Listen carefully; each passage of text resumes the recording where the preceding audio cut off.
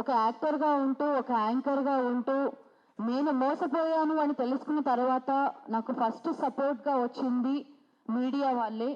So అందరికంటే first నాకు anchor పప్పు కాల్ చేశారు. మనం ఎంతవరకైనా ఫైట్ చేద్దాము, ఒక ఆడపిల్లవి నువ్వు, సో ఇన్ని ప్రోగ్రామ్స్ చేసి నువ్వు అమౌంట్ ఇచ్చావు, మరి ఇప్పుడు అమౌంట్ ఇవ్వలేదు అని చెప్పేసి కామ్గా ఉంటే మాత్రం ఇది కరెక్ట్ కాదు కదా అని తను చెప్పినప్పుడు, యాక్చువల్గా బిగ్ బాస్ అనేది మనందరికీ ఒక చక్కటి ప్లాట్ఫామ్.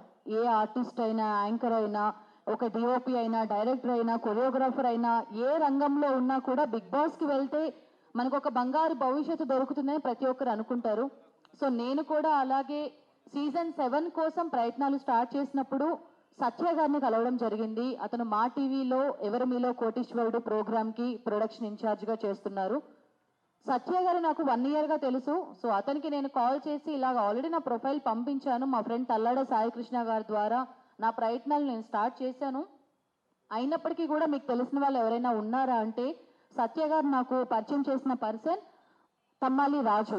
సో తమ్మాలి రాజు అనే పర్సన్ కలిసిన తర్వాత ఆల్రెడీ మీ ప్రొఫైల్ వెళ్ళింది, కాకపోతే మన అంటే కొంచెం లేట్గా వచ్చింది కదా ప్రొఫైల్, సరే ఓకే ఎలాగైనా నేను ప్రయత్నిస్తాను, కాకపోతే లోపలికి వెళ్ళిన తర్వాత నీకు పిఆర్ అనేది కావాలి, ఆ తర్వాత కాస్ట్యూమ్స్ మెయిన్గా సాటర్డే సండే రోజు ఉంటాయి కదా అని చెప్పి మాట్లాడాడు. నేను కూడా ఓకే ఉంటాయని చెప్పాను. అతను 5 lakhs అమౌంట్ అడిగాడు. ఒక యాంకర్గా, ఒక యాక్ట్రెస్గా ఫస్ట్ నేను క్వశ్చన్ రైజ్ చేశాను, ఎందుకు ఇవ్వాలి అమౌంట్. అతను చెప్పింది, నువ్వు బయట ఉన్నా, నువ్వు ఓన్గా కాస్ట్యూమ్స్ తీసుకున్నా మీరు అమౌంట్ పే చేయాల్సిందే కదా, లేదు మీరంటూ స్పెషల్గా సపరేట్గా ఒక పిఆర్ అని పెట్టుకోవాల్సిందే కదా అని మాట్లాడడం జరిగింది.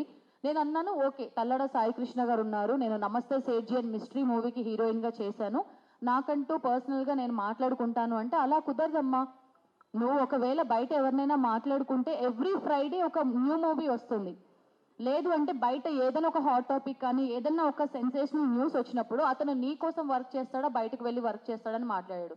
సో అప్పుడు నేను ఆలోచించి ఓకే, నేను ఆ హౌస్లోకి వెళ్ళిన తర్వాత నాకంటూ పర్సనల్గా ఉండి వర్క్ చేస్తారు కదా, ఓకే నాకంటూ ప్రతిదీ వాళ్ళు చూసుకుంటారు కదా అనే ఒక ముఖ్య ఉద్దేశంతో నా కోసమే ఖర్చు పెడతారు అని చెప్పేసి నేను 2,50,000 రూపాయలు జూన్ నెల ఫస్ట్ వీక్లో ఇవ్వడం జరిగింది. ఎట్ ఏ టైం 2,50,000 ఇవ్వలేదు, ఒక 10 daysలో అన్నీ కూడా ఆన్లైన్ ట్రాన్సాక్షన్సే చేశాను.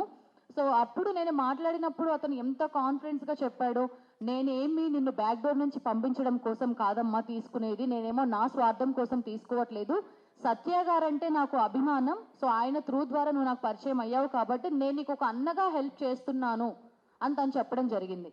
సో అప్పుడు నేను నమ్మి అమౌంట్ ఇచ్చాను. జూన్లో ఇచ్చాను amount. June, July, August, September 3rd show start అయింది. షో స్టార్టింగ్కి ముందు యూట్యూబ్లో మనకి పంపిస్తూ ఉంటారు కదా, ఈ విధంగా వీళ్ళు ఈ కంటెస్టెంట్ సెలెక్ట్ అయ్యారు, సీజన్ 7లో ఇంతమంది వెళ్తున్నారు అన్నప్పుడు నేను అది స్క్రీన్ షాట్ తీసి తమ్మాలి రాజు అనే పర్సన్కి వాట్సాప్ చేయడం జరిగింది. ఏంటన్నయ్య నా ఫోటో రాలేదు అని తను చెప్పాడు, అదంతా ఫేక్, అసలు ఫస్ట్ నువ్వు యూట్యూబ్ వాళ్ళని ఛానల్ వాళ్ళని నమ్మడం ఆపేసే, నువ్వు ఏది చెప్పినా నేను చెప్పిందే నమ్ము, సో సెప్టెంబర్ 3కి కదా షో స్టార్ట్ అయ్యేది, రేపు వెళ్తావు అనగా కూడా నువ్వు ఎవరికి చెప్పకూడదు, థర్డ్ పర్సన్కి చెప్పడానికి అవకాశం లేదు, నువ్వు థర్డ్ పర్సన్కి చెప్తే నేను రిజెక్ట్ చేస్తారు అని చెప్పడం జరిగింది. సో నేను సెప్టెంబర్ 3 వరకు వెయిట్ చేశాను. షో స్టార్ట్ అయ్యాక మళ్ళీ కాల్ చేశాను, అడిగాను ఏంటి మళ్ళీ నాకు కాల్ వస్తుంది అని చెప్పారు, రాలేదంటే వైల్డ్ కార్డ్ ఎంట్రీ, మళ్ళీ కాల్ చేసి అడిగితే సీజన్ 7 ఉల్టా పుల్టా, సో లాస్ట్ 1 month వరకు కూడా వెళ్ళే అవకాశం ఉంది అని. సో అక్టోబర్, నవంబర్లో నేను గ్రహించాను అతను చీట్ చేశాడు, ఇంకా నన్ను పంపించినప్పుడు ఇంకా నా అమౌంట్ నాకు రిటర్న్ తిరిగిస్తే బాగుంటుంది కదా అని చెప్పేసి నేను అగ్రిమెంట్ నవంబర్ నెలలో రాపించడం జరిగింది. అమౌంట్ జూన్లో ఇచ్చాను, అప్పుడేమీ అమౌంట్ ఇవ్వలేదండి. సో నేను ఎప్పుడైతే మోసపోతున్నానని తెలిసిందో అప్పుడు అగ్రిమెంట్ తీసుకున్నాను అండ్ చెక్ కూడా ఇచ్చాడు నాకు. అండ్ ఆ చెక్ ఇచ్చినప్పుడు తను ఆధార్ కార్డ్ ఫొటోస్ కానీ ఆ తర్వాత అగ్రిమెంట్ కానీ ఇవన్నీ ఇస్తూ, నేను అనే పర్సన్ని మోసం చేసి వాడినైతే నేను నీకు ఇవన్నీ ఎందుకు ప్రూఫ్స్ ఇస్తానని నమ్మించాడు. సో డిసెంబర్ 20 వరకు వెయిట్ చేశాను. డిసెంబర్ 21కి కాల్ చేసి మాట్లాడితే, అదేంటమ్మా అలా ఇలా అడుగుతున్నావు, పల్లవి ప్రశాంత్ది ఇష్యూ జరుగుతుంది కదా, ఆ ఇష్యూ కంప్లీట్ అయిన తర్వాత నీకు అమౌంట్ వస్తాయని చెప్పాడు.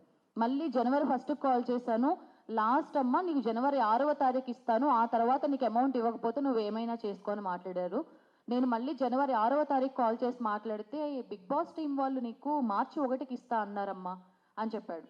సో నేను అన్నాను, నేను అమౌంట్ మీకు పిఆర్ కోసం కాస్ట్యూమ్స్ కోసం ఇచ్చాను, మీరు ఎవరికైతే అమౌంట్ ఇచ్చారో దానికి కాన్ఫరెన్స్ పెట్టండి అని. సో అతను కాన్ఫరెన్స్ పెట్టలేదు, టాపిక్ వేరే వైపు డైవర్ట్ చేసి నువ్వు సీజన్ 8లోకి ఎలా వెళ్తావు నేను చూస్తా, అసలు నువ్వు ఇండస్ట్రీలో ఎలా ఉంటావో నేను చూస్తాను, అసలు హైదరాబాద్లో ఎలా ఉంటావో నేను చూస్తాను, నాకు బెదిరించడం స్టార్ట్ చేశాడు.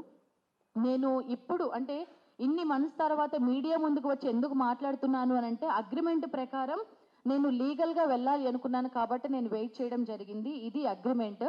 సో డిసెంబర్ వరకు కూడా నాకు అమౌంట్ ఇస్తా అని చెప్పడం జరిగింది. ఆ తర్వాత తను అమౌంట్ ఇవ్వలేదు. నేను మీడియా ముందుకు వచ్చి ఎందుకు మాట్లాడుతున్నాను అంటే, చాలామంది ఇలా అమౌంట్ ఇచ్చిన వాళ్ళు ఉన్నారు, కానీ ఎవరు మీడియా ముందుకు రావట్లేదు. నేను ఒక మీడియాలో ఉండే అమ్మాయిని, ఒక యాక్టర్గా, ఒక యాంకర్గా తప్పని ప్రశ్నించకపోవడం కూడా తప్పు చేసిందని అవుతాను. సో ఫర్దర్గా ఏ అమ్మాయి అయినా, ఏ అబ్బాయి అయినా, not only big boss show, cinema కోసమైనా, సీరియల్స్ కోసమైనా, ఈ విధంగా ఏ షో కోసమైనా ఎవరైనా సరే మిమ్మల్ని అమౌంట్ అడుగుతున్నారు అంటే వాళ్ళు ఫేక్ అని ఫస్ట్ గుర్తుపెట్టుకోండి. ఒకవేళ వాళ్ళ నెంబర్ ఏదైనా ఉంటే డిలీట్ చేసేసేయండి. సో ఈ అవేర్నెస్ కోసమే నేను మీడియా ముందుకు రావడం జరిగింది. ఇందులో ఈ అగ్రిమెంట్ ఎప్పుడైతే రాసామో డే 1 నుంచి కూడా తల్లాడ సాయికృష్ణ గారు మా మూవీ డైరెక్టర్ ఉన్నారు. సో తను మాట్లాడతారు.